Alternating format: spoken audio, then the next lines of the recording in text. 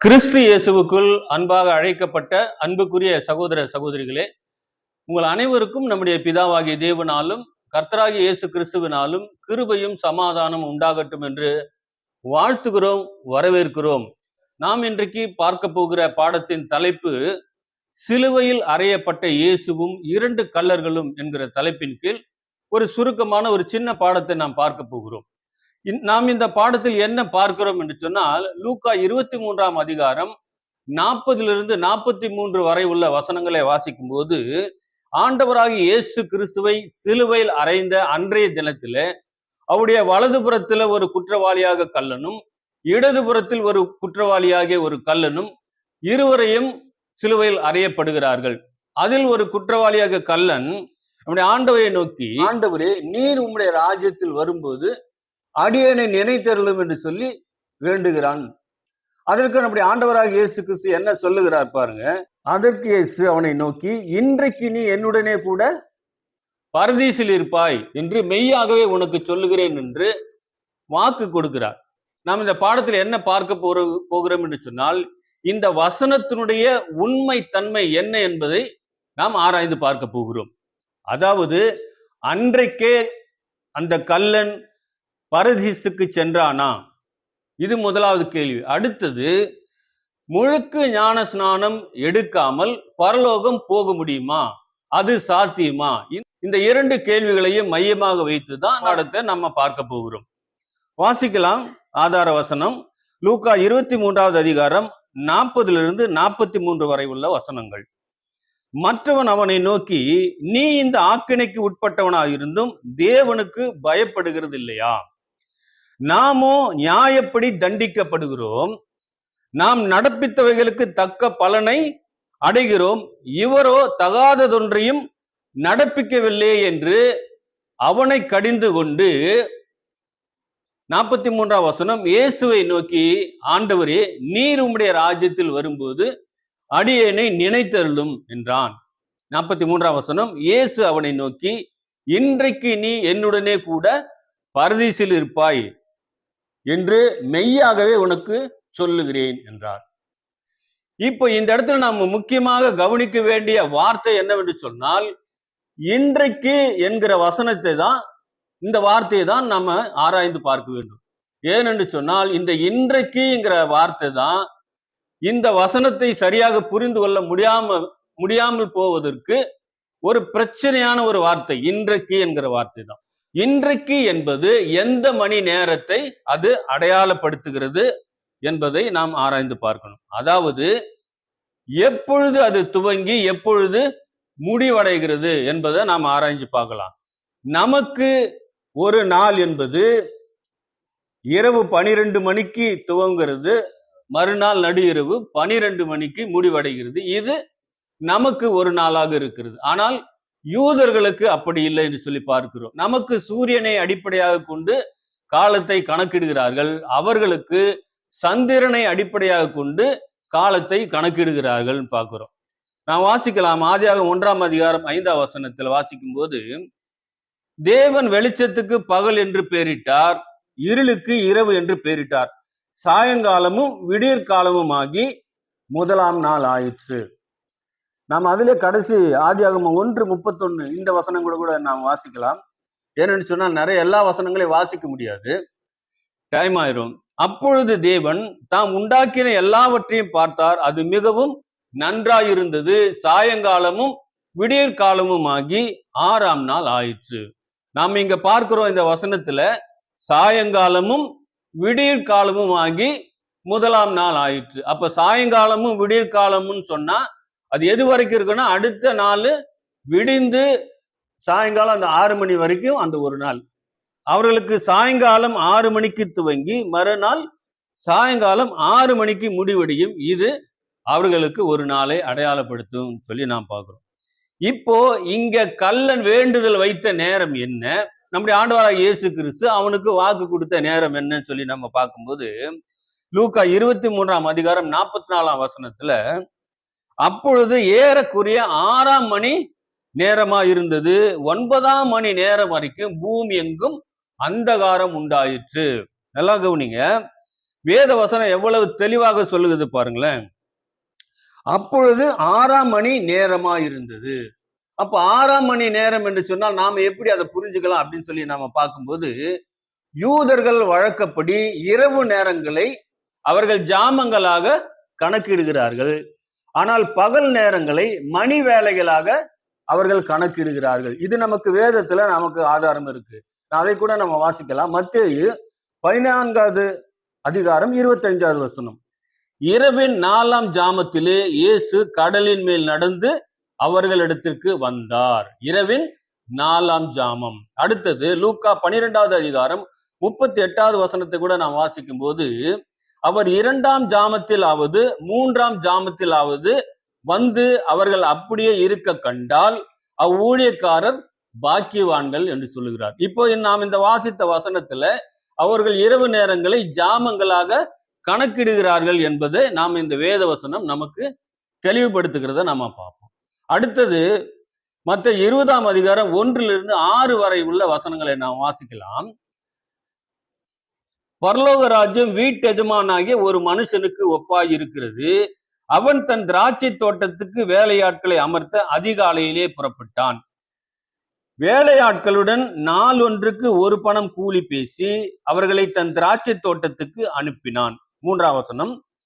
3ஆம் மணி வேளையிலும் அவன் புறப்பட்டு போய் கடைத்தெருவிலே சும்மா நிற்கிற வேறு சிலரை கண்டு, 4ஆம் வசனம், நீங்களும் திராட்சை தோட்டத்துக்கு போங்கள், நியாயமானபடி உங்களுக்கு கூலி கொடுப்பேன் என்றான். அவர்களும் போனார்கள். 5ஆம் வசனம்.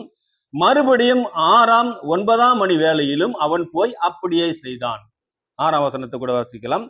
11ஆம் மணி வேளையிலும் அவன் போய் சும்மா நிற்கிற வேறு சிலரை கண்டு, நீங்கள் பகல் முழுவதும் இங்கே சும்மா நிற்கிறது என்ன என்று கேட்டான்.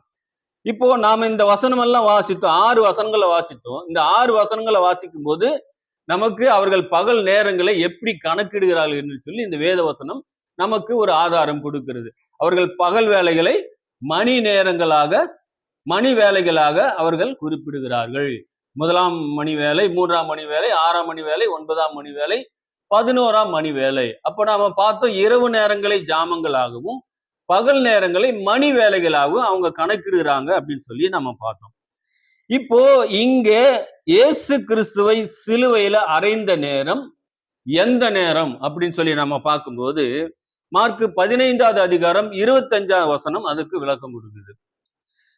வாசிக்கலாம். அவரை சிலுவையில் அறைந்த போது 3ஆம் மணி வேலையாயிருந்தது. 3ஆம் மணி வேலை என்று சொல்லும் போது நம்முடைய கணக்குப்படி காலையில 9 மணியை அது அடையாளப்படுத்துகிறது. லூக்கா 23ஆம் அதிகாரம் 43ஆம் வசனம் 44ஆம் வசனம் கூட வாசிக்கும் போது, அப்பொழுது ஏறக்குறைய 6ஆம் மணி நேரமா இருந்தது. 9ஆம் மணி நேரம் வரைக்கும் பூமி எங்கும் அந்தகாரம் உண்டாயிற்று. அடுத்த வசனம் கூட வாசிக்கலாம். லூக்கா 23:46 கூட வாசிக்கும் போது, இயேசு, பிதாவே உம்முடைய கைகளில் என் ஆவியை ஒப்பு கொடுக்கிறேன் என்று மகா சத்தமாய் கூப்பிட்டு சொன்னார். இப்படி சொல்லி ஜீவனை விட்டார் என்று நாம் வாசிக்கிறோம். இது நமக்கு புரியும்படி நாம சொல்ல வேண்டும் என்றால், அவரை சிலுவையில் அறைந்த நேரம் காலையில 9 மணி அப்படின்னு சொல்லி நாம் பார்க்கிறோம். அப்புறம் மதியம் 12 மணி முதல் 3 மணி வரைக்கும் பூமி எங்கும் அந்தகாரம் உண்டாயிற்று அப்படின்னு சொன்னா, பூமி எங்கும் அப்படியே ஃபுல்லா இருட்டாயிருச்சு அப்படின்னு சொல்லி பார்க்கிறோம். இப்ப லூக்கா 23வது அதிகாரம் 46ஆம் வசனத்தின்படி சாயங்காலம் 3 மணிக்கு அவர் ஜீவனை விடுறார். சாயங்காலம் 3 மணிக்கு அவர் ஜீவனை விடுறார். அப்போ இயேசு கிறிஸ்து இன்றைக்கு என்னுடனே கூட பரதீசில் இருப்பாய் என்று அவர் சொன்னால், இப்போ அன்றைக்கு அந்த நாள் முடிவடைவதற்கு எவ்வளவு நேரம் மீதம் இருக்குதுங்கிறத நாம இங்க பார்க்கணும்.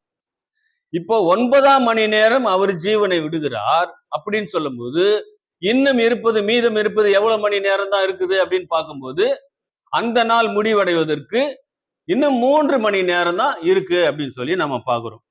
இப்ப இந்த 3 மணி நேரத்துல தான் அவர் கொடுத்த அந்த வாக்கு நிறைவேறணும். அப்படி அந்த 3 மணி நேரம் தாண்டிடுச்சுன்னு சொன்னா, அது அடுத்த நாள் ஸ்டார்ட் ஆயிரும். அடுத்த நாள் ஸ்டார்ட் ஆயிடுச்சுன்னா அதனுடைய அர்த்தமே மாறணும். அதுதான் சரியானது, அதுதான் விதி அப்படின்னு சொல்லி நாம பார்க்கிறோம். இப்போ இயேசு கிறிஸ்து எல்லாரையும் போல ஜீவனை விடுகிறாரா? வாசிக்கலாம். லூக்கா 23வது அதிகாரம் 46ஆம் வசனம் வாசிக்கும் போது, இயேசு, பிதாவே உம்முடைய கைகளில் என் ஆவியை ஒப்புவிக்கிறேன் என்று சொல்லி வசனங்கள் தொடர்கிறத நம்ம பார்க்கிறோம். அடுத்து யோவான் எழுதின சுவிசேஷத்தில் கூட 19வது அதிகாரம் 30ஆம் வசனத்தில் கூட நாம் வாசிக்கும் போது, இயேசு காடியை வாங்கின பின்பு முடிந்தது என்று சொல்லி தலையை சாய்த்து ஆவியை ஒப்பு கொடுத்தார் என்று பார்க்கிறோம். ஒப்பு கொடுத்தார்னா நமக்கு தெரியும், மற்றவர்களிடத்துல ஒப்படைப்பதான் ஒப்பு கொடுத்தார் என்று சொல்லி வேதம் சொல்லுங்க. நன்றாக ஒரு அழுத்தமான ஒரு வசனம் கூட வாசிக்கலாம். யோவான் 5ஆம் அதிகாரம் 26ஆம் வசனத்துல, ஏனெனில் பிதாவானவர் தம்மில் தாமே ஜீவனுடையவராய் இருக்கிறது போல குமாரனும் தம்மில் தாமே ஜீவனுடையவராய் இருக்கும்படி அருள் செய்திருக்கிறார். நீங்க பாருங்க, இந்த வசனம் ரொம்ப தெளிவா சொல்லுகிறது. பிதாவாகிய தேவன் எப்படி இருக்கிறாரா? அவர் தம்மில் தாமே ஜீவன் உடையவராக இருக்கிறார். இதே ஒரு நிலைதான் நம்முடைய ஆண்டவராகிய இயேசு கிறிஸ்துவுக்குமே. பிதாவாகிய தேவன் அவருக்கு அந்த ஒரு அதிகாரத்தையும் அந்த வல்லமையும் கொடுத்திருக்கிறார். அவர் தம்மில் தாமே ஜீவன் உடையவராக இருக்கிறது போல குமாரனும் தம்மில் தாமே ஜீவன் உடையவராக இருக்கிறார். அதை அவருக்கு கொடுக்கவும் முடியும், அதை எடுத்துக்கொள்ள முடியும். இது அவருக்கு உண்டான அதிகாரம், இயேசு கிறிஸ்துக்கு உண்டான வல்லமை அப்படிங்கிறத நாம் இந்த வசனத்துல பார்க்கிறோம். இப்போ இது நம்முடைய ஆண்டவராகிய இயேசு கிறிஸ்துவனுடைய நிலை, அவருடைய அந்தஸ்து, அவருடைய வல்லமை, அவருடைய ஸ்டேட்டஸ் அப்படின்னு சொல்லி பார்க்கிறோம். ஆனா இந்த கல்லனுடைய நிலைமையே வேற. கல்லன் ஒரு சாதாரண மனுஷனை போல, எல்லாரையும் போலதான் கல்லன். ஏன்னா இப்போ இந்த கல்லனையும் ஆண்டவராகிய இயேசு கிறிஸ்துவும் இங்க ஒப்பிட்டு பார்க்கக்கூடிய சூழ்நிலை முதல்ல வரவே கூடாது. வேற வழி இல்லாம இந்த வசனத்தை நாம தவறா புரிஞ்சுக்கிட்டதுனாலதான் இப்படி எல்லாம் ஒப்பிட்டு பார்க்க வேண்டி இருக்கு. நம்முடைய ஆண்டவராகிய இயேசு கிறிஸ்து சொல்லும் போது பிலிப்பியர் 2ஆம் அதிகாரத்தில் நம்ம என்ன வாசிக்கிறோம்? பிதாவுக்கு சமமானவர் என்று சொல்லி பார்க்கிறோம். அவரையும் இவரையும் தான் சமமா வச்சு பார்க்கணுமே ஒழிய ஆண்டவராகிய இயேசு கிறிஸ்து எந்த ஒரு சாதாரண மனுஷனையும் ஒப்பிட்டு பார்க்க முடியாது. நாம் வேத வசனத்தை தவறாக புரிந்து கொண்டதுனால இதை வெளிப்படுத்துறதுக்காக, இது எல்லாரும் விளங்கி கொள்ள வேண்டும்ன்றதுக்காக இப்படி ஒப்பிட்டு ஒரு சாதாரண மனுஷனையும் ஆண்டவராகிய இயேசு கிறிஸ்துவையும் ஒப்பிட்டு பார்க்க வேண்டிய சூழ்நிலைக்கு நாம தள்ளப்பட்டிருக்கிறோங்கிறத முதல்ல நாம அதை புரிஞ்சுக்கணும். இப்போ கல்லனுடைய நிலைமை என்னன்னா, யோவான் 19ஆம் அதிகாரம் 32ஆம் வசனத்துல வாசிக்கும் போது, அந்தப்படி போர் சேவகர் வந்து அவருடனே கூட சிலுவையில் அறையப்பட்ட முந்தினவனுடைய கால் எலும்புகளையும் மற்றவனுடைய கால் எலும்புகளையும் முறித்தார்கள் அப்படின்னு சொல்லி வேதத்துல நம்ம வாசிக்கிறோம். இந்த இடத்துல ஒரு கேள்வி, ஏன் அந்த கல்லர்களுடைய கால் எலும்பை முறிக்கணும், எதுக்காக உடைச்சாங்க அப்படின்னு இங்க ஒரு கேள்வி எழும்புது. அதுக்கு அடுத்த வசனமே பதில் சொல்லுது பாருங்க. யோவான் 19ஆம் அதிகாரம் 33ஆம் வசனத்தை வாசிக்கும் போது, அவர்கள் இயேசுவினிடத்தில் வந்து அவர் மரித்திருக்கிறதை கண்டு அவருடைய கால் எலும்புகளை முறிக்கவில்லை. அப்படின்னா நம்ம என்ன புரிஞ்சுக்கலாம், இந்த வசனம் என்ன சொல்ல வருகிறது அப்படின்னு சொல்லி பார்க்கும்போது, ஆல்ரெடி ஏற்கனவே ஆண்டவராக இயேசு கிறிஸ்து அவருடைய காரியம் எல்லாமே முடிஞ்சதுக்கு அப்புறம் அவரே சொல்றாரு, எல்லாம் முடிந்ததுன்னு சொல்லி அவரே என்ன பண்றாரு, இதுக்கு மேல ஜீவன் இருக்க வேண்டிய அவசியம் இல்லை, எல்லாமே முடிந்ததுன்னு சொல்லிட்டு அந்த நேரத்திலே 3 மணிக்கு அவர்கிட்ட பிதா கிட்ட ஒப்பு கொடுத்துட்டார். ஆனா இவங்களுடைய நிலை அப்படி இல்லை. அப்ப இவங்க பாத்தீங்கன்னா ஆணி அடிச்சு, சிலுவையில 2 கையில ஆணி அடிச்சு அப்படியே தொங்கிட்டு இருந்தாங்க கூட உயிர் என்ன பண்ணனா உடனே போகல, அந்த உயிர் அவங்களுக்குள்ள இருந்துட்டு இருக்கு. அப்போ இந்த இடத்துல என்ன செய்யறாங்க அப்படின்னு சொல்லி பார்க்கும்போது, ஏன்னு சொன்னா அன்றைக்கு ஓய்வு நாள் ஆரம்பிக்கும் போது அதுக்கு முன்னாடியே சிலுவையில இந்த பிரேதங்கள்லாம் தொங்க கூடாதுன்னு சொல்லி என்ன செய்யறாங்கன்னா, ரோம அதிகாரிகிட்ட போயிட்டு உத்தரவு வாங்கிட்டு வந்து சீக்கிரமா இறக்கணுங்கிற ஒரு முடிவுக்கு வந்துதான் இந்த வேலை செய்யறாங்க. இல்லைன்னா அப்படியே விட்டுருப்பாங்கன்னு நினைக்கிறேன். அப்ப இங்க பார்க்கும்போது ஆண்டவராகிய இயேசு கிறிஸ்து ஏற்கனவே மரிச்சிட்டார். இப்போ இவங்க வந்து செக் பண்றாங்க. அந்த ரோமர் போர்ச்சகர் வந்து 3 பேரை செக் பண்ணி பார்த்துதான் அவங்களுக்கு சடலத்தை என்ன பண்ணணும், கொடுக்கணும். ஏன்னா அவங்களுடைய கட்டுப்பாட்டுகளை தான் ஜனங்கள் இஸ்ரவேலர்கள் இருக்கிறாங்க. இப்ப இவங்க வந்து போர்ச்சகர் வந்து செக் பண்றாங்க, ஜீவனோடு இருக்கிறாங்களா இல்ல மரிச்சிட்டாங்களா அப்படின்னு செக் பண்றதுக்காக வரும்போது, நம்முடைய ஆண்டவராக இயேசு கிறிஸ்து எப்படி இருக்காருன்னா, முதல்ல யாருகிட்ட வராங்கன்னா இந்த 2 கல்லர்களையும் பார்க்கும்போது இவங்க உயிரோட இருக்கிறாங்க, ஜீவன் போகல, ஆகையினால அவங்களுடைய கால் எலும்புகளை முறிக்கிறாங்க, உடைக்கிறாங்கன்னு பாக்குறோம். 2 பேரையும் உடைச்சிட்டாங்க. உடைச்சிட்டு இப்ப ஆண்டவராக இயேசு கிறிஸ்து அவருடைய கால் எலும்புல உடைக்க வரும்போது அவரு மறிச்சிட்டாரு அப்படின்னு தெரிஞ்ச உடனே என்ன பண்ணலன்னா அவருடைய கால் எலும்ப முறிக்கலன்னு பாக்குறோம். அப்போ இது தீர்க்க தரிசனமாக சொல்லப்பட்ட அந்த வசனமும் இந்த இடத்துல நிறைவேறுகிறது. இந்த இடத்துல நல்லா கவனிக்கணும். இன்றைக்கு பார்க்கும்போது நம்முடைய வேதத்தினுடைய மகத்துவம் தெரியாம இது போய் இது புரட்டுன்னு சொல்லி இல்லாததெல்லாம் சொல்லிட்டு இருக்கிறாங்க. இது சாத்தானுடைய வஞ்சக செயல். அப்போ தேவனுடைய பிள்ளைகளாகிய நாம் என்ன செய்யணும்னா, ஒவ்வொரு வசனத்திலையும் உயிர் இருக்குது. ஒவ்வொரு வசனமும் அவ்வளவு அக்யூரேட்டா நிறைவேறுதுங்கிறத நாம் என்ன பண்ணணும்னா புரிஞ்சுக்கணும் அப்படிங்கறத இந்த விஷயத்துல பாக்குறோம். அப்போ தீர்க்க தரிசனம் நிறைவேறுதலாக அவருடைய கால் எலும்புகளை முறிக்கல அப்படிங்கறத இந்த இடத்துல நாம ஞாபகத்துல வச்சுக்கணும். அப்ப ஏன் முறிச்சாங்க அப்படின்னு பார்க்கும்போது அவங்க மறிக்கலன்னா அவங்க கால் எலும்புகளை முறிச்சு உடைச்சு அவங்க துரிதமா என்ன பண்ணணும், சீக்கிரமா மறிக்க செய்யணும் அப்படிங்கறதுக்காக இந்த ஒரு வேலையை அப்ப செய்யறாங்க அப்படின்னு சொல்லி பாக்குறோம். அப்போ இதுல இருந்து நாம என்ன புரிஞ்சுக்கலாம் அப்படின்னு சொல்லி பார்த்தா, நம்முடைய ஆண்டவராக இயேசு கிறிஸ்து அந்த மரித்த டைமும் நேரமும் இந்த கல்லனுடைய உயிர் பிரிஞ்ச நேரமும் மரித்த நேரமும் ரெண்டுமே என்ன இல்லைன்னா ஒரே டைம்ல சம்பவிக்கலங்கிறத முதல்ல நாம புரிஞ்சுக்கணும். அவர் 3 மணிக்கே மறிச்சிட்டாரு. அதுக்கப்புறமா குறைஞ்சது நம்முடைய கணக்குப்படி பார்த்தா கூட 1 மணி நேரத்துக்கு அப்புறம் மறுபடியும் திரும்பி வந்து இந்த ஒரு வேலையை செஞ்சாங்க கூட குறைஞ்சது 1 மணி நேரம் நம்ம வச்சுக்கலாம். அப்ப 4 மணிக்கு அவனுடைய கால் எலும்பை முறிக்கிறாங்க. அப்படியே முறிச்சாங்க கூட எப்படியும் கொஞ்சம் டைம் ஆகும். சரி 4 மணிக்கே வச்சுக்கோ. அப்ப 4 மணிக்கு இந்த கல்லனுடைய உயிர் பிரியுதுன்னு வச்சாலும் 2 பேருடைய மரண நேரமும் ஒண்ணு இல்லை அப்படிங்கிறத நாம என்ன பண்ணிட்டோம், ஃபர்ஸ்ட் நல்லாவே புரிஞ்சுக்கிட்டோம்னு பாக்குறோம். அடுத்தது நாம என்ன இங்க பார்க்கணும்னு சொல்லும்போது, கிறிஸ்து தன்னுடைய ஆவியை எங்க ஒப்பு கொடுக்கிறார்னா பிதா கையில ஒப்பு கொடுக்கிறார். கல்லனுடைய ஆவி எங்க போகுது அப்படின்னு சொல்லி நாம பார்க்கும்போது பிரசங்கி 12வது அதிகாரம் 7ஆம் வசனம் அதுக்கு விளக்கம் கொடுக்குது. வாசிக்கலாம். இவ்விதமாய் மண்ணானது தான் முன்னிருந்த பூமிக்கு திரும்பி ஆவி தன்னை தந்த தேவனிடத்துக்கு மறுபடியும் போகாதற்கு முன்னும் சொல்லி சில வசனங்கள் தொடருதுன்னு பாக்குறோம்.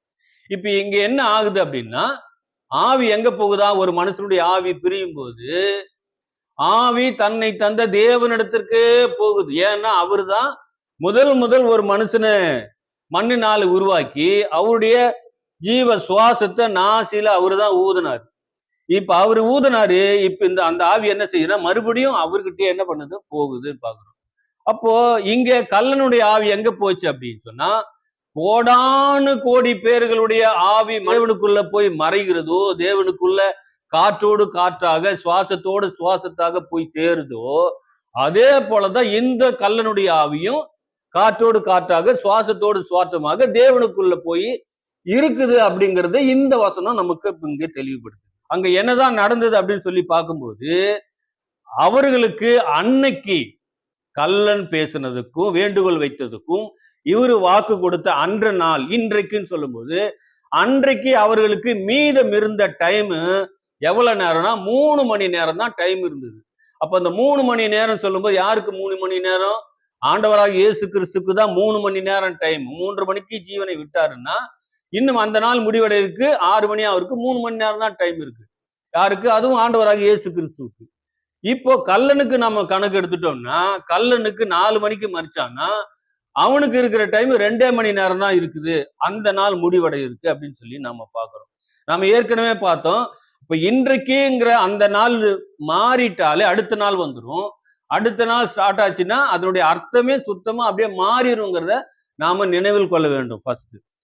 அப்ப இப்ப வாசிக்கலாம். அப்போஸ்தலர் 2ஆம் அதிகாரம் 32ஆம் வசனம் என்ன சொல்லுதுன்னு பார்க்கும்போது, இந்த இயேசுவை தேவன் எழுப்பினார், இதற்கு நாங்கள் எல்லாரும் சாட்சிகளா இருக்கிறோம் என்று சொல்லி அப்போஸ்தலர்கள் அந்த இடத்துல என்ன செய்யறாங்க அப்படின்னா பேசுறத நாம இங்க பார்க்கிறோம். அப்ப இந்த வசனத்துல என்ன சொல்றாரு அப்படின்னா, இயேசுவை தேவன் எழுப்பினார். தேவன் எப்ப எழுப்பினாரு, 3ஆம் நாள்ல அவர் உயிர் எழுப்பப்பட்டார் அப்படின்னு சொல்லி எல்லாருக்குமே தெரியும். இதுக்கு வேத வசன ஆதாரம் நம்ம தேட வேண்டியது இல்லை, எல்லாருக்குமே தெரியும். 3ஆம் நாள் அவர் உயிர் எழுப்பினார்.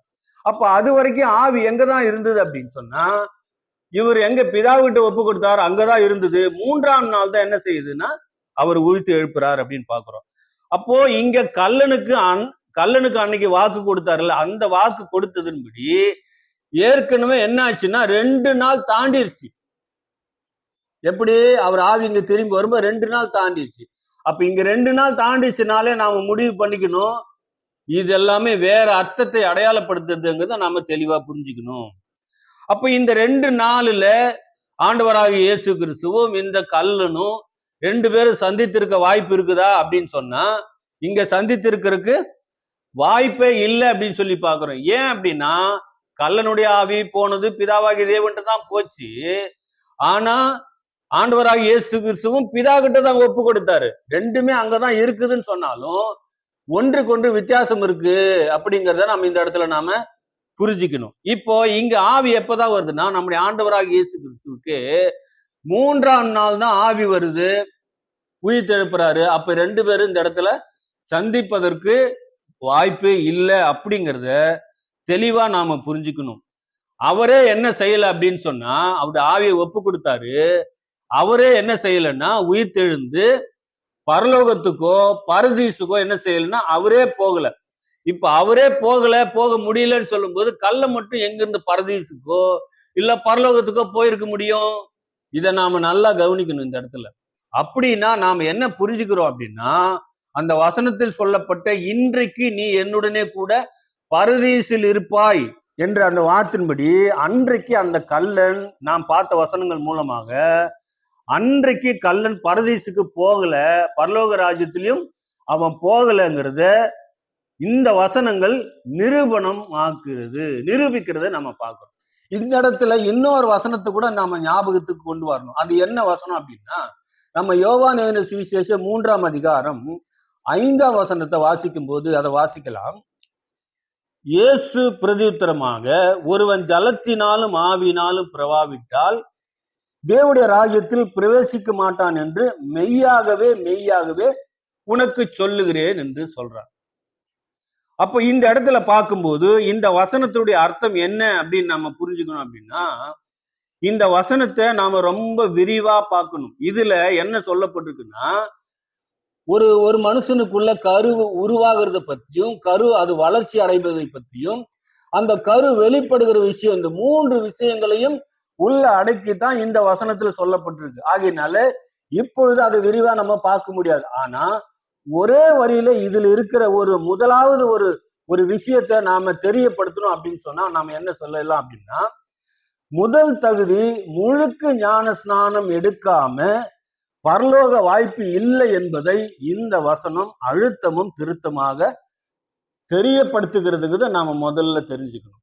முழுக்க ஞான ஸ்நானம் எடுக்கணும், இதுதான் முதலாவது தகுதி ஒருவர் பரலோகத்துக்கு போவதற்கு அப்படிங்கிறத இந்த வசனம் சொல்லுகிறதுங்கிறத நாம முதல்ல புரிஞ்சுக்கணும். பாத்தீங்கன்னா இது அநேகருக்கு தெரியும் சொன்னாலும் இந்த கல்லனை மைண்ட்ல வச்சுக்கிட்டு தான் என்ன பண்ணிட்டு இருந்தாங்க, என்ன பேசிட்டு இருக்காங்க அப்படின்னா, கல்லன் கடைசி நேரத்துல உயிர் பிரியும் போது பரலோகத்துக்கு போனான்ல, அதே மாதிரி நாமளும் அநேகர் என்ன பண்ண முடியும், இந்த மாதிரி சூழ்நிலை இருக்கிறவங்க பரலோகத்துக்கு போக முடியும், பரலோகத்துல பரதீசுக்கு போக முடியும், பரலோகத்துக்கு போக முடியும் அப்படின்னு சொல்லி பேசிக்கொண்டிருக்கிறத நம்மளால பார்க்க முடியும். அப்ப ஏன் இவங்க இப்படி பேசுறாங்க அப்படின்னு சொன்னா, இந்த வசனத்தினுடைய உண்மையான அர்த்தம் என்ன, ரகசியம் என்ன என்பது புரியாததுனாலதான் அவங்க இப்படியெல்லாம் பேசிட்டு இருக்காங்க. அப்ப நம்ம இதை பார்த்து கொண்டிருக்கிற, இந்த காணொலியை பார்த்து கொண்டிருக்கிற, இந்த செய்தியை பார்த்து கொண்டிருக்கிற ஒரு சொற்ப ஜனங்களாக இருந்தாலும் இந்த ஒரு விஷயத்தை நாம மனசுல பதிய வச்சு நாமளாவது தெளிவடையணும் அப்படிங்கிறதுக்காக தான் இந்த ஒரு விஷயத்தை செய்தி உங்களுக்கு பகிரப்படுகிறதுங்கிறத தயவு செய்து சகோதர சகோதரிகள் மறந்துடக்கூடாது. அப்ப இந்த கள்ளம் போன மாதிரியே நாமளும் போலாங்கிற மாதிரி ஒரு மைண்ட் செட் இருக்கு, கிறிஸ்தவ உலகத்தில் இருக்கு. அப்போ ஏன் அப்படி எல்லாம் சொல்றாங்கன்னா, இந்த வசனத்தினுடைய உண்மையான அர்த்தம் தெரியாதனால இப்படி எல்லாம் பேசிட்டு இருக்கிறாங்க அப்படின்னு பாக்குறோம். அப்போ இந்த விஷயம் பாத்தீங்கன்னா ஒரு காம்ப்ளிகேட்டடான விஷயம் இல்லை. இந்த வசனத்தை புரிந்து கொள்ளவே முடியாதுங்கிறதுக்கு ஒரு காம்ப்ளிகேட்டடான விஷயமும் இல்ல, இது ஒரு பெரிய கடினமான ஒரு தீர்க்க தரிசனமோ இல்ல, மறைபொருளோ இல்ல. ஆனா நம்ம கொஞ்சம் வேதத்தை கூர்ந்து கவனிச்சோன்னு சொன்னா இதனுடைய அர்த்தத்தை நாம விளங்கி கொண்டு அதுக்கேற்ற மாதிரி நம்மளால செயல்பட முடியும். அப்ப நமக்கு ஏன் இதெல்லாம் புரியல, நம்ம ஏன் இப்படியே சொல்லிட்டு இருக்கிறோம் அப்படின்னு சொன்னா அதுக்கு காரணம் என்னன்னு சொன்னா, நமக்கு வேதத்தை வாசிக்கவோ வேதத்தை ஆராய்ந்து பார்க்கிறதுக்கோ முதல்ல நமக்கு மனசு இல்ல, அதனால நேரமும் இல்ல, இந்த வசனமும் நமக்கு புரியல. இதுதான் விஷயம். உலகத்தில் சொல்ற மாதிரி மனசு இருந்தா மார்க்கம் உண்டுன்னு சொல்ற மாதிரி நம்ம முதல்ல வேதத்தை நம்ம வாசிக்கணும், ஆராய்ந்து பார்க்கணும். நமக்கு மனசு இருந்தா டைம் கிடைக்கும். அந்த டைம்ல நம்ம வேதத்தை வாசிப்போம், நம்ம புரிஞ்சு கொள்ளுவோம். இது ஒண்ணும் அந்த அளவுக்கு புரிந்து கொள்ள முடியாத காம்ப்ளிகேட்டடான வசனம் இல்ல. அதே நேரத்துல ரொம்ப கடினமான ஒரு தீர்க்க தரிசனமும் இல்ல. நம்ம ஆராய்ஞ்சு பார்த்தா ஈஸியா என்ன பண்ண முடியும், புரிந்து கொள்ள முடியும். நாம வேதத்தை படிப்பதோ ஆராய்ந்து பார்ப்பதோ அதன் மேல பிரியமா இருப்பதோ இல்லாதபடினாலதான் இவ்வளவு மிஸ்டேக்கு, இவ்வளவு தவறான உபதேசங்கள் உலகத்துல எக்கச்சக்கமா உலாவுதுங்கிறத நாம இந்த நேரத்துல நம்ம புரிஞ்சுக்கணும். சரி, இப்போ நம்ம இதுல என்ன பார்த்தோம் அப்படின்னு சொன்னா, கல்லன் பரலோகத்துக்கும் போல பரதீசுக்கும் போகல அப்படிங்கிறத நாம தெளிவாக நாம தெரிஞ்சுக்கணும். அடுத்தது பாத்தீங்கன்னு சொன்னா, முழுக்க ஞானசானம் எடுக்காம கடைசி நேரத்துல உயிர் பிரிய நேரத்துல மனம் திரும்பினாலும் என்ன பண்ணிக்கலாம், பரலோகத்துக்கு போலாம், பரலோக வாய்ப்பு கிடைக்குங்கிற அந்த மாதிரி வாய்ப்பும் கிடைக்கவே கிடைக்காதுங்கிறத அதையும் புரிஞ்சுக்கணும். அப்படின்னா இந்த இடத்துல ஒரு கேள்வி வரும், அப்படின்னா கடைசி நேரத்துல மனம் திரும்பினா இந்த பரலோக வாய்ப்பு கிடைக்கல அப்படிங்கும்போது நாம நரகத்துக்கு தான் போகணுமா அப்படிங்கிற இங்க ஒரு கேள்வி எழும்பும். அப்ப நம்ம நரகத்துக்கு தான் போகணுமா அப்படிங்கும்போது அதுவும் இல்லை, நரகத்துக்கு நாம போக வேண்டிய அவசியம் இல்லை. நல்லா ஒரு விஷயத்தை கவனிக்கணும். நம்முடைய ஆண்டவராகிய இயேசு கிறிஸ்து சிலுவையில சிந்தின ரத்தம் எவ்வளோ பெரிய வேலை செய்யுதுங்கிறது நமக்கு நிறைய வேத வசனங்கள் ஆதாரங்களுக்கு அதை ஆராய்ந்து பார்க்கும்போது தான் தெரியும். அந்த சிலுவையில சிந்தின ரத்தத்தினுடைய மகிமையை நாம தெரிஞ்சு கொள்ள முடியும். நல்லா கவனிங்க, கடைசி நேரத்துல மனம் திரும்பினாலும் சரி, அல்லது இந்த சுவிசேஷ யுகத்துல கிறிஸ்துவை ஏற்றுக்கொள்ளாதவர்களும் எங்க போக மாட்டாங்கன்னா நரகத்துக்கு போக மாட்டாங்கிறத தெரிஞ்சுக்கணும். ஏன்னா கிறிஸ்து சிந்தின ரத்தம் இந்த சுவிசேஷத்துல விசுவாசிக்காதவர்களுக்கு கூட உயிர்த்தெழுப்பக்கூடிய வல்லமை இருக்குது என்பதை அநேக வசனங்கள் நமக்கு தெளிவுபடுத்துகிறது. நம்ம 1 யோவான் 2ஆம் அதிகாரம் 2ல நம்ம வாசிக்கும் போது, நம்முடைய பாவங்களை மாத்திரமல்ல சர்வலோகத்தின் பாவத்தையும் என்ன பண்ணிட்டாரு, சுமந்தார். கிறிஸ்துவுக்கு முன்னாடி இருந்தவங்க எல்லாருடைய பாவங்களையும் சுமந்தார் அப்படின்னு சொல்லும் போது, அவர் சிலுவையில சிந்தின அந்த ரத்தம், அவர் கொடுத்த விலையேறப்பெற்ற அந்த அவருடைய ஜீவன் மூலமாக இந்த சுவிசேஷ யுகத்துல விசுவாசிக்காதவர்களையும் அவர்களுக்கென்று ஒரு வாய்ப்பு கொடுத்து, இந்த சுவிசேஷ யுகம் முடிவுல 1000 வருட அரசாட்சியின் துவக்கத்துல அநேகரை உயிர்த்து எழுப்புவார் அப்படிங்கிறதுக்கு நிறைய வேத வசனங்கள் ஆதாரங்கள் இருக்கு. ஆகையினால யார் என்ன செய்ய மாட்டாங்கன்னா நரகத்துக்கு போக மாட்டாங்க. மனம் திரும்பும் பொழுது அவங்களுக்கு ஒரு வாய்ப்பு இருக்கு. என்ன ஒரு விஷயம் தெரிஞ்சுக்கணும் அப்படின்னா, இந்த சுவிசேஷ யுகத்துல ரட்சிக்கப்படுகிறவர்கள் மனம் திரும்பி முழுக்க ஞானசானம் எடுத்து ரட்சிக்கப்படுவர்கள் மாத்திரமே பரலோகம் என்கிற வாய்ப்புக்குள்ள போக முடியும். அதுக்கப்புறம் எல்லாருமே 1000 வருட அரசாட்சி இருக்கிறவங்க எல்லாம் பரலோகங்கிற அந்த ஒரு வாய்ப்புக்குள்ள போக முடியாது. பூமியவே பரலோகமா மாத்துவாரு, அவருடைய ராஜ்யம் வரும். இந்த ராஜ்யத்துக்குள்ள இருந்து அந்த நித்திய ஜீவனை சுதந்திரிக்கலாங்கிறத புரிஞ்சுக்கணும். இது தேவனுடைய பெரிய திட்டம் ஒண்ணு இருக்கு. சரி, இதோடைய விளக்கத்தை நாம பின்னாடி வரும் நாட்களில கர்த்தர் சித்தமான நம்ம பார்க்கலாம். அப்ப இது வரைக்கும் கல்லன் பரதீசுக்கு போகல, பரலோகத்துக்கும் போகல அப்படிங்கிறத ஒரு முதலாவது ஒரு ஆதாரமா பார்த்தோம். இப்போ இன்னொரு ஆதாரத்தை கூட நாம வாசித்தலாம். அடுத்த ஆதாரம் என்னன்னா, அவனுடைய வேண்டுதலை நல்லா கவனிச்சாலே புரியும் அங்க என்ன நடந்தது. அந்த கல்லனுடைய வேண்டுதலை நம்ம நல்லா கூர்ந்து கவனிக்கலாம். அந்த கல்லன் என்னன்னு சொல்லி வேண்டாரு பாருங்க. அதாவது, உம்முடைய ராஜ்யத்தில் வரும்போது அடியேனை நினைத்தருளும்.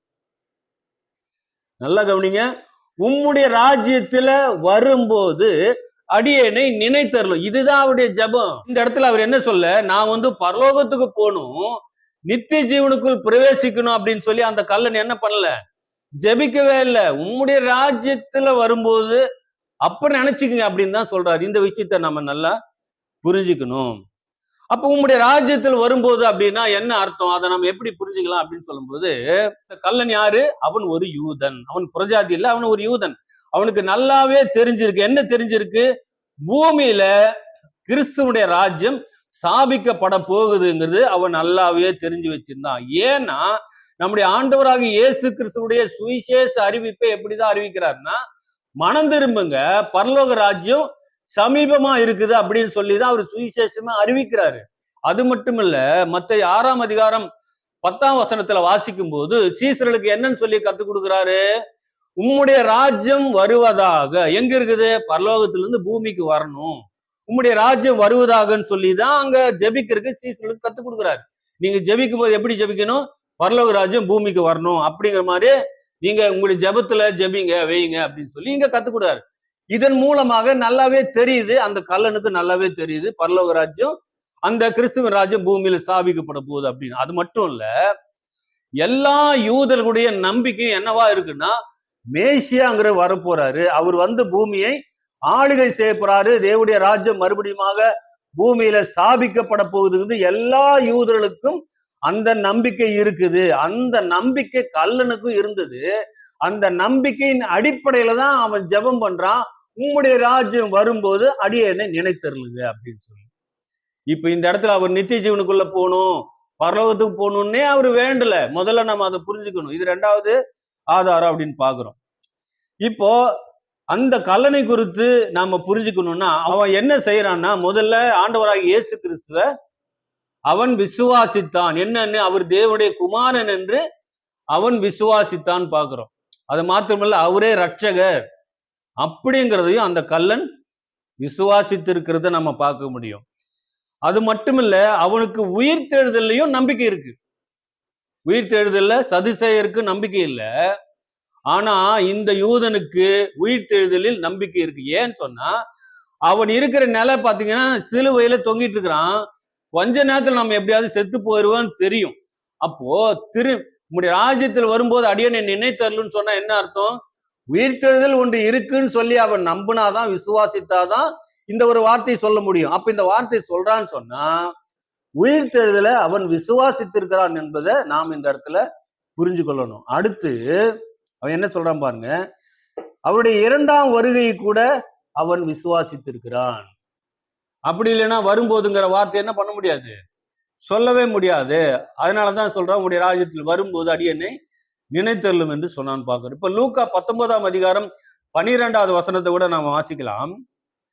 பிரபுவாகிய ஒருவன் ஒரு ராஜ்யத்தை பெற்றுக்கொண்டு திரும்பி வரும்படி தூர தேசத்துக்கு போக புறப்பட்டான் அப்படின்னு இந்த வசனம் ஓமையை அங்க ஆரம்பிக்கிறார் தொடர்ந்து. அப்போ இந்த வசனத்தினுடைய அர்த்தத்தை இந்த கல்லன் ரொம்ப தெளிவா என்ன பண்ணிருக்கணும்னா தெரிஞ்சிருக்கணும். இந்த வசனத்துடைய இந்த ஓமையினுடைய அர்த்தத்தை அந்த கல்லன் நல்ல தெளிவா தெரிஞ்சிருக்கிறான். ஆகையினாலதான் இப்படி ஒரு வேண்டுதலை செய்ய முடிந்தது. அந்த வசனத்துல என்ன சொல்றாரு ஓமையில? முதல்ல, பிரபுவாகிய ஒருவன் ஒரு ராஜ்யத்தை பெற்றுக்கொண்டு திரும்பி வரும்படி தூர தேசத்துக்கு புறப்பட்டான்னா, அப்ப இந்த பிரபுவாகிய ஒருவன் யாருன்னு அவனுக்கு தெரியுது. இந்த பிரபுவாகிய ஒருவன் யாரு? அவரை குறித்து தான் சொல்றாரு, ஆண்டவராக இயேசு கிறிஸ்துவை குறித்து தான் சொல்றாரு அப்படின்னு அவன் புரிஞ்சுக்கிட்டான். அப்ப என்ன பண்ணணும்? ஒரு ராஜ்யம். எந்த ராஜ்யம்? இவருடைய ராஜ்யம், கிறிஸ்துவின் ராஜ்யத்தை குறித்து இங்க சொல்றாருங்கிறத புரிஞ்சுக்கிட்டான். அடுத்தது, பெற்றுக்கொண்டு திரும்பி வரணும்னா எங்க போய் பெற்றுக்கொள்ளணும்? பிதாவுகிட்ட போயிட்டு அந்த அதிகாரத்தை வாங்கிட்டு என்ன பண்ணணும்? பெற்றுக்கொள்ளணும். அதுக்கப்புறம் திரும்பி வரணும், இங்க ஸ்டார்ட் பண்ணணும். இந்த விஷயத்த, இந்த ஒரு வசனத்துல இருக்கிற விஷயத்த ரொம்ப தெளிவா தெரிஞ்சு கொண்டான். ஆகினாலதான் இந்த விஷயத்த உறுதியா இருக்க முடிஞ்சது, சொல்ல முடிஞ்சதுன்னு பாக்குறோம். அப்போ இப்ப இந்த பார்க்கும்போது இந்த வார்த்தையை ஓமையை அவர் பேசும்போது நிச்சயமாகவே அந்த கல்லன் அந்த இடத்துல இருந்திருக்கணும். அவர் ஓமையை பேசும்போது அவன் அதுல காதுல கேட்டுக்கணும். இதனுடைய விஷயமெல்லாம் அவனுக்கு புரிந்திருக்கிறது. பின்னாட்களிலே ஏதோ ஒரு அவனுடைய தவறுதல் நிமித்தமாக சிறைக்கு சென்றிருக்க வேண்டும். அதுக்கப்புறம் அவன் ஆகையினால இன்னைக்கு அந்த சிலுவையில தொங்கி கொண்டிருக்கிறாங்கிறத அவன் அந்த கல்லுடைய வாயிலிருந்து அந்த வார்த்தைகள் மூலமாக நாம இதெல்லாமே என்ன பண்ணுகிறோம்னா இதன் மூலம் நாம புரிஞ்சுக்கிறோம் அப்படின்னு சொல்லிதான் பார்க்கிறோம். இப்ப இதுல இருந்து நாம என்ன தெரிஞ்சுக்கிறோம்? அவன் அந்த இடத்துல குறிப்பிட்டது பூமியில ஸ்தாபிக்கக்கூடிய கிறிஸ்துவின் ராஜ்யத்தை குறித்து தான் அந்த இடத்துல குறிப்பிட்டாங்கிறத நாம இப்பதான் நாம புரிஞ்சுக்கிறோம். ஆனா அது அன்றைக்கே நடக்காது. அந்த ராஜ்யம் ஸ்தாபிக்கிறதுக்கு ஒரு காலப்பகுதி இருக்குது. அந்த காலப்பகுதியில் தான் இதெல்லாம் சம்பவிக்கும் அப்படிங்கிறது அந்த கல்லனுக்கு அன்னைக்கு எல்லா டீட்டெயிலுமே தெரிஞ்சுது. ஆனா நமக்கு தான் தெரியல. நமக்கு தான் அவன் எப்படி ஜெபிக்கிறா என்ன எதுன்னு நமக்கு தெரியல.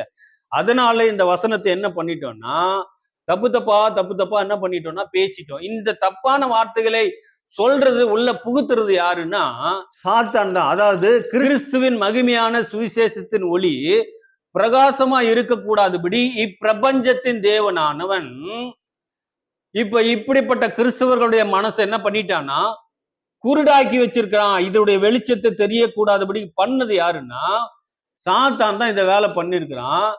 அவனுக்கு நம்ம உடன்பட்டு வேத வசனத்தை வாசிக்காம அவனுடைய வார்த்தைக்கு நம்ம கீழ்ப்படிஞ்சு இப்படியே நம்ம போயிட்டு இருக்கிறோம் அப்படிங்கிறத நாம இங்க புரிஞ்சுக்கணும். அவனுக்கு தெரிஞ்சிருக்கு பரலோக ராஜ்யங்கிறது இப்ப ஸ்தாபிக்கப்படாது, அதுக்கு ஒரு காலம் இருக்குன்னு சொல்லி அவனுக்கு தெரிஞ்சிருக்கு. இது நமக்கு தான் தெரியல அப்படின்னு சொல்லி பாக்குறோம். அப்போ இந்த பாடத்துல ஒருதான் இது வரைக்கும் நம்ம புரிஞ்சுக்கிட்டோம் அப்படின்னு சொன்னா என்ன புரிஞ்சுக்கிறோம்னா கல்லன் வேண்டுதல் செய்தது பூமியில வரப்போகிற அந்த கிறிஸ்துவன் ராஜ்யத்துல தானும் பங்கு பெற வேண்டும் என்கிற விருப்பத்தை அந்த இடத்துல அவருக்கு தெரிவிக்கிறான் அப்படிங்கிறத நாம புரிஞ்சுக்கிறோம். அவர் நித்திய ஜீவனுக்குள்ள பிரவேசிக்கவோ பரலோகத்துக்கு போவோ அவர் என்ன பண்ணல, அவர் வேண்டுதல் செய்யல அப்படிங்கிறத நாம முதல்ல தெளிவா புரிஞ்சுக்கணும். அடுத்து நாம என்ன புரிஞ்சுக்கிறோம்னா முழுக்க ஞானசானம் எடுக்காம பரலோகம் போகலாம் அப்படிங்கிறதுக்கு எந்த வேத வசன ஆதாரமும் இல்லை அப்படிங்கிறத நம்ம தெரிஞ்சுக்க. ஏன்னா இது நாள் வரைக்கும் நம்ம என்ன பண்ணிட்டு இருப்போம் அப்படின்னா இந்த வசனத்தை வச்சுதான் என்ன பண்ணலாம், முழுக்க ஞானசானம் எடுக்கனாலும் கடைசி நேரத்துல பரலோகம் போகலாம்னு சொல்லிட்டு இருந்தாங்க. ஆனா இந்த விளக்கத்தை எல்லாம் பார்த்ததுக்கு அப்புறம் அந்த முழுக்க ஞானசானம் எடுக்காம பரலோகம் போலாங்கிற நினைப்பு என்ன ஆயிரும், அடியோட கட் ஆகணும். இதுதான் இந்த வசனத்தின் மூலமாக இந்த பாடத்தின் மூலமாக நாம தெரிந்து கொண்டோம். அப்படி தேவன் தாமே உங்களை ஆசீர்வதிப்பாராக. தேவனுடைய நாமம் மட்டும் மகிமைப்படுவதாக. ஆமென்.